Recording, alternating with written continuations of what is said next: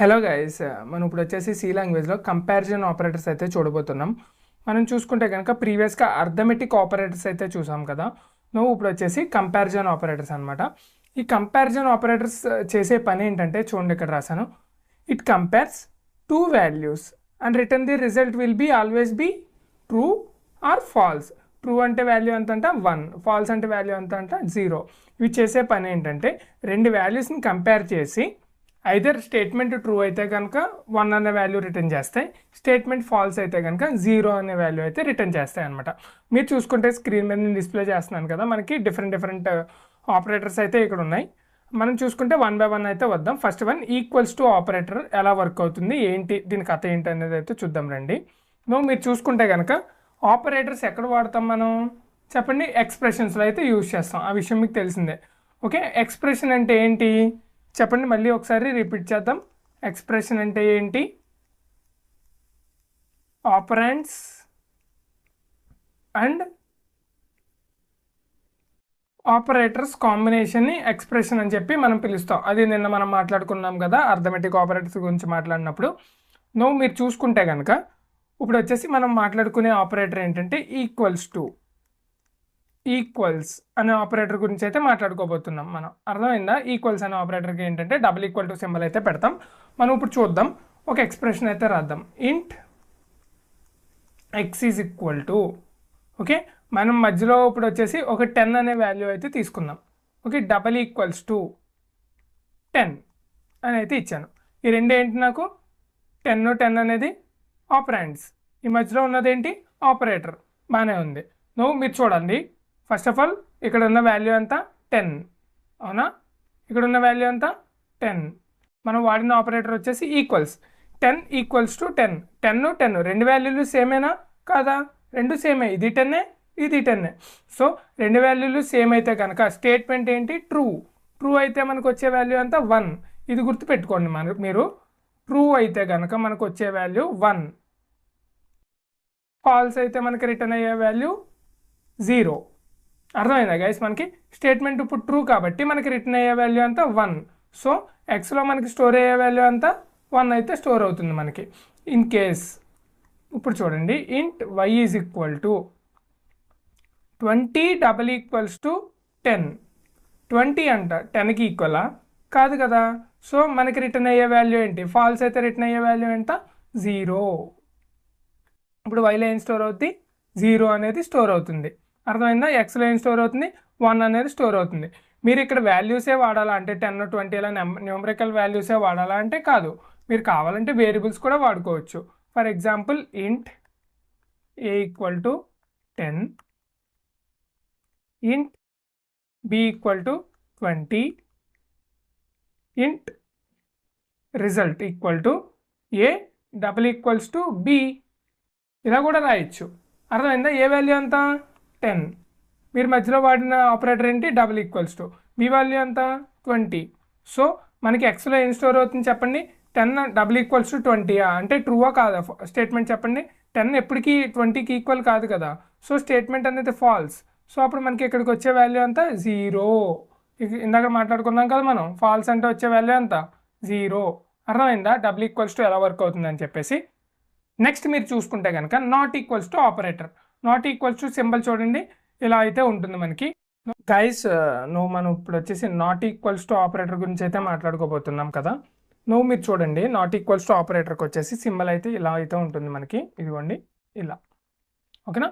ఇది వచ్చేసి not equal అవ్వకూడదు మనకి, ఓకేనా?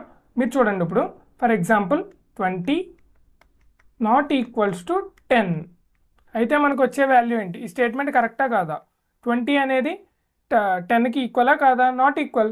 ఈ స్టేట్మెంట్ ట్రూ కాబట్టి మనకు వచ్చే వాల్యూ అంతా ట్రూ అంటే 1, ఓకేనా? ఇన్ కేస్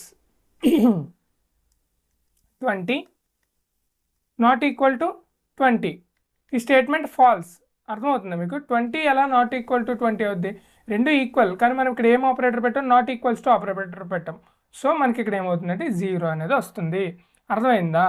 రెండు డిఫరెంట్గా ఉంటే ట్రూ, రెండు సేమ్ ఉంటే ఫాల్స్. అదే మీరు ఈక్వల్స్ టు చూడండి, ఇదే డబుల్ ఈక్వల్స్ టు అయితే రెండు సేమ్ ఉంటే 1. రెండు డిఫరెంట్ ఉంటే ఫాల్స్, 0. డిఫరెన్స్ అర్థమైందా మీకు? రెండు డిఫరెంట్ ఉంటే 0 వస్తుంది. ఇక్కడ రెండు డిఫరెంట్ ఉంటే 1 వస్తుంది. క్వైట్ ఆపోజిట్ అనమాట. =2కి not equals to quite opposite.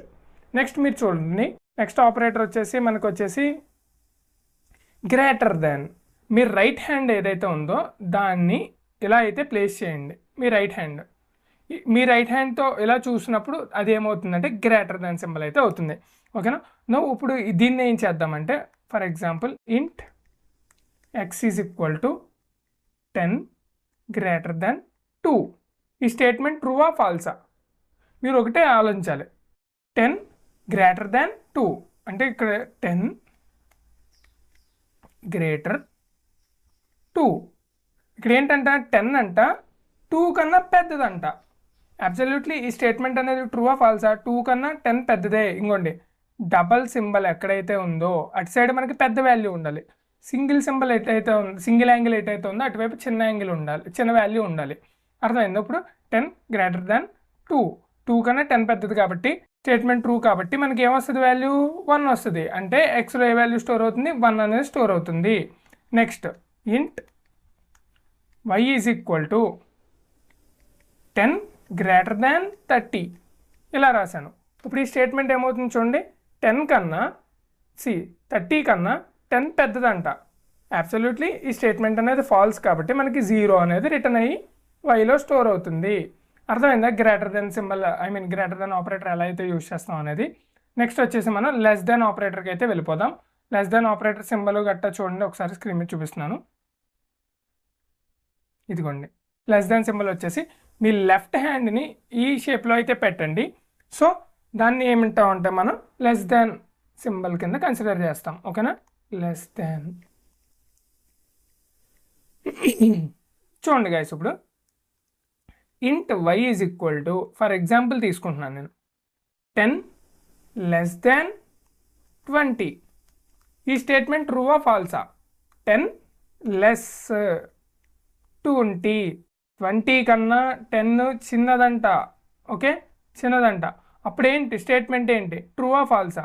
True. True అంటే మనకు వచ్చే వాల్యూ అంత 1. అర్థమైందా మీకు? నెక్స్ట్ వచ్చేసి ఇంకోటి తీసుకుందాం, 50 లెస్ దాన్ 10. 50 less than 10. 10 కన్నా 50 చిన్నదంట. ఈ స్టేట్మెంట్ అబ్సల్యూట్లీ ఫాల్స్. ఈ స్టేట్మెంట్ కరెక్ట్ కాదు. So false. ఫాల్స్ అంటే మనకు వచ్చే రిటర్న్ వాల్యూ అంతా 0. ఇప్పుడు చెప్పండి, వైలో ఏ వాల్యూ స్టోర్ అవుతుంది? 1 స్టోర్ అవుతుంది. జెడ్లో ఏ వాల్యూ స్టోర్ అవుతుంది? 0 స్టోర్ అవుతుంది. అర్థమైందా గైస్ మీకు? నెక్స్ట్ వచ్చేసి మనకి గ్రేటర్ దాన్ ఆర్ ఈక్వల్స్. ఈ సింబల్ చూడండి, గ్రేటర్ దాన్ ఆర్ ఈక్వల్స్. ఈ సింబల్ ఏంటంటే, 1 second, greater than or equals.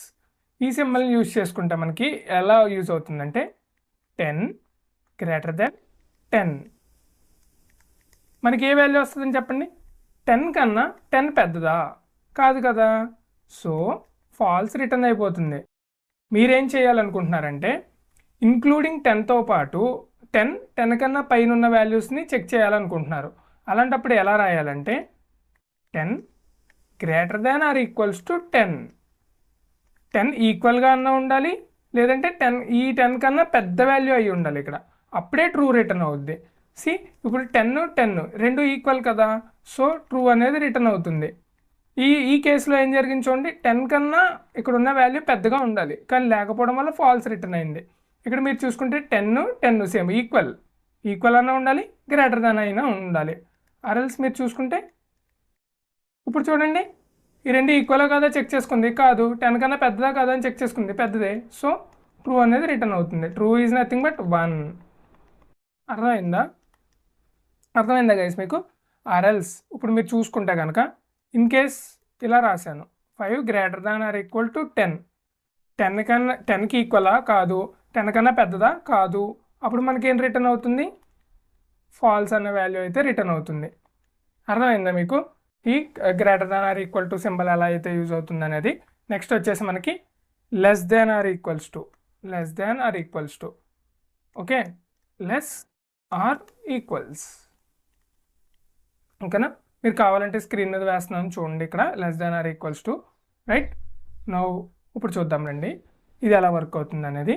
X వాల్యూని తీసుకుందాం, less than or equals to అంటున్నా 10, less than or equals to 20.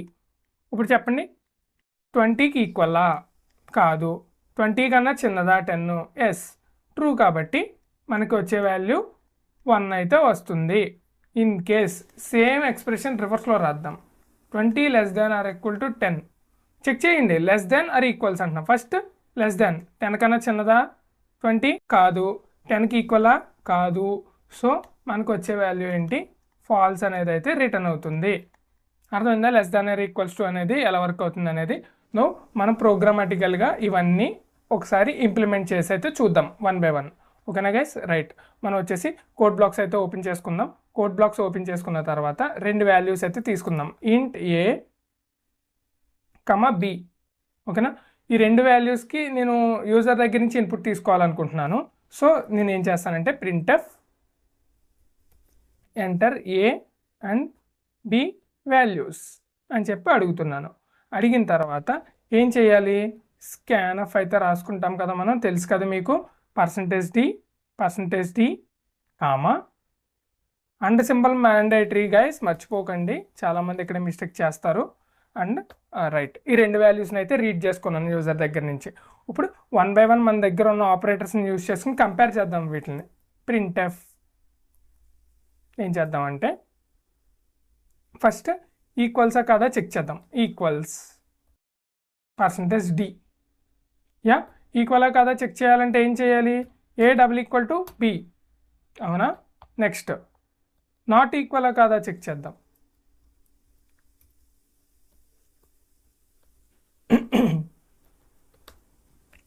Not ఈక్వలా కాదా చెక్ చేద్దాం. %d A not equals to b. నేను ఇక్కడ %d ఎందుకు పెడుతున్నాను చెప్పండి? ఇక్కడ మనకి ఈ ఆపరేషన్, ఈ ఎక్స్ప్రెషన్ ఎవల్యూట్ అయినప్పుడు, అంటే ఏ =b అనేది చెక్ చేసినప్పుడు మనకు వచ్చే పాసిబిలిటీ వాల్యూస్ ఏంటి? Either 1 or 0. 2 ఇంటీజర్ వాల్యూసే కదా. ఇంటీజర్ వాల్యూస్ని మనం ప్రింట్ చేయాలంటే %d ఫార్మాట్ స్పెసిఫైయర్ వాడాలి, కాబట్టి %d అనేది అయితే పెట్టాను నేను. నెక్స్ట్ నాట్ ఈక్వల్స్ టు పెట్టాను. నెక్స్ట్ వచ్చేసి మొత్తం 6 రాసేద్దాం. ఓకేనా, ప్రింట్ఎఫ్. నెక్స్ట్ వచ్చేసి లెస్ దాన్ చెక్ చేద్దాం. %d కామా ఏ లెస్ దాన్ b, ఏ కన్నా b చిన్నదా కాదా? ప్రింట్ఎఫ్ గ్రేటర్ దాన్ కూడా చూద్దాం. %d కామా ఏ గ్రేటర్ దాన్ b. నెక్స్ట్ ఇంకా ఉన్నాయి, ప్రింట్ఎఫ్ గ్రేటర్ ఆర్ ఈక్వల్స్, ఇది కూడా చెక్ చేసేద్దాం. A greater than or equal to b. Printf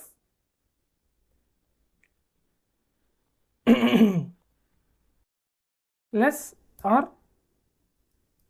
equals %d. No a less than or equal to b. అర్థమైందా గైస్ మీకు? నేను చేసింది ప్రోగ్రామ్ అయితే రాశాను, అండ్ ఎవ్రీథింగ్ ప్రతిదీ డిఫరెంట్ లైన్స్లో ప్రింట్ అవ్వాలి, కాబట్టి /n. ఒకసారి రన్ చేద్దామా గైస్ మనం ఈ ప్రోగ్రామ్ని? చూడండి, ఏ వాల్యూ బి వాల్యూ ఎంటర్ చేయమంటున్నారు. ఓకే, 10 20 ఎంటర్ చేశాను. చూడండి 10 20 ఈక్వలా? కాదు. సో 0 వచ్చింది. 10 20 నాట్ ఈక్వల్, అందుకే 1 వచ్చింది. 10 కన్నా ఇంకోండి 20 కన్నా 10 చిన్నదా? అవును, అందుకనే లెస్ దాన్కి 1 వచ్చింది. 20 కన్నా 10 పెద్దదా? కాదు, అందుకని ఫాల్స్, కాబట్టి 0 వచ్చింది. ఓకే, 20 కన్నా 10 ఈక్వల్లా ఆర్ ఎల్స్ గ్రేటర్ దానా? ఇక్కడ దీని గురించి మాట్లాడుతున్నాను. Greater are equal? కాదు కదా, ఈక్వల్ కాదు, 20 కన్నా 10 పెద్దది కాదు, అందుకని ఫాల్స్, కాబట్టి 0 వాల్యూ అయితే వచ్చింది మనకి. ఇప్పుడు చూడండి, లెస్ దాన్ ఆర్ ఈక్వల్స్, 20 కన్నా 10 లెస్సరా? కాదు. ఓకే, వెయిట్, యా 20 కన్నా 10 లెస్సే కదా, తక్కువే కదా, చిన్న వాల్యూయే కదా, అందుకని చెప్పి 1 వచ్చింది. ఈక్వల్ అయితే కాకపోవచ్చు కానీ లెస్ దానే కదా. అరల్స్ ఇంకొకసారి రన్ చేద్దాం, రెండు సేమ్ వాల్యూస్ ఇద్దాం, అప్పుడు మీకు ఇంకా క్లారిటీ వస్తుంది. యా 10 10 లేదంటే 10 10 కాదు, 100 100 ఇద్దాం. చూడండి 100 100కి ఈక్వలా? Yes true. 100 100 నాట్ ఈక్వలా? కాదు, ఫాల్స్. 100 కన్నా 100 చిన్నదా? కాదు, అందుకే లెస్ దాన్ అనేది 0 వచ్చింది. 100 కన్నా 100 పెద్దదా? కాదు, 100 100 ఈక్వల్, అంతేగాని 100 కన్నా 100 పెద్దది కాదు కదా, అందుకని ఇది కూడా 0 వచ్చింది. ఇక్కడ చూడండి, గ్రేటర్ దాన్ ఆర్ ఈక్వల్స్, 100 కన్నా 100 కన్నా 100 పెద్దదా? కాకపోవచ్చు కానీ ఈక్వల్ కదా, అందుకని చెప్పి 1 అయితే వచ్చింది మనకి. నెక్స్ట్ వచ్చేసి మనకి 100 కన్నా 100 చిన్నదా? కాకపోవచ్చు, లెస్ దాన్ 100 కన్నా 100 చిన్నది కాకపోవచ్చు కానీ ఈక్వల్స్ కదా, అందుకని చెప్పి ట్రూ అయిందనమాట మనకి ఎక్స్ప్రెషన్ అనేది. అర్థమైందా గైస్ మీకు? ఇలా అయితే రాస్తామన్నమాట. ప్రతి సింబల్ చాలా ఇంపార్టెంట్, మీరైతే ప్రాక్టీస్ చేస్తే మీకు వచ్చేస్తుంది. నెక్స్ట్ మీరు చూసుకుంటే మనం ఇలా ఎక్స్ప్రెషన్లో ఇచ్చేసాం కదా, అంటే డైరెక్ట్ ప్రింట్ఎఫ్కి ఇచ్చేసాం కదా, అలా కాకుండా మీరు కావాలంటే రిజల్ట్లో కూడా స్టోర్ చేయొచ్చు. ఇదిగోండి, ఇంట్ రిజల్ట్ అని ఒక వేరియబుల్ తీసుకొని ఇక్కడైనా ఇవ్వచ్చు. సో ఈ ఎవల్యూట్ అయిన తర్వాత, ఈ ఎక్స్ప్రెషన్ అంతా ఎవల్యూట్ అయిన తర్వాత వచ్చే వాల్యూ రిజల్ట్లో స్టోర్ అవుతుంది. అప్పుడు మీరు ఇక్కడ రిజల్ట్ అని ఇచ్చేస్తే సరిపోతుంది. అర్థమైందా గైస్ మీకు? ఇది వచ్చేసి ఈక్వలా కాదా చెక్ చేయడానికి మాత్రమే, మిగతా రిమైనింగ్ ప్రోగ్రామ్ అంతా రిమూవ్ చేస్తాను. నువ్వు చెక్ చేద్దాం, ఒక 2 వాల్యూలు ఇద్దాం, 2 ఈక్వలా కాదా చెక్ చేయమందాం. 2 ఈక్వలా? కాదు. ఈసారి ఈక్వల్ వాల్యూస్ ఇద్దాం. 100 100, సో ఈక్వల్ కాబట్టి ట్రూ కాబట్టి 1. మీరు చూసుకుంటే కనుక ఇక్కడ మనం ఇంటీజర్ వాడాలి అనేం రూల్ ఏం లేదు గైస్, ఫ్లోట్ వాల్యూస్ అయినా వాడుకోవచ్చు. మీరు ఫ్లోట్ వాడితే ఇక్కడ %f, ఓకే, %f అయితే ఇవ్వాలి. సో ఇప్పుడు ఇన్పుట్ ఏంటి, మనం ఫ్లోట్ వాల్యూస్ ఇవ్వాలి, ఓకేనా. సో ఇన్పుట్ ఫ్లోట్ వాల్యూస్ కాబట్టి 10.0008 స్పేస్ 10.000008, ఈ రెండు ఈక్వలే. సో ఈక్వల్ కాబట్టి మనకి 1 వచ్చింది. ఈవెన్ దో మనం ఒక చిన్న డెసిమల్ మిస్ చేసినా సరే మనకు ఫాల్స్ వచ్చేస్తుంది అనమాట. 10.1 10.01 రెండు డిఫరెంట్. చూడండి 10.1 వేరు, 10.01 రెండు వేరు కాబట్టి ఫాల్స్ వస్తుంది. చూడండి ఇదిగోండి, ఈక్వల్స్ కాబట్టి 0 అనేది అయితే వచ్చింది.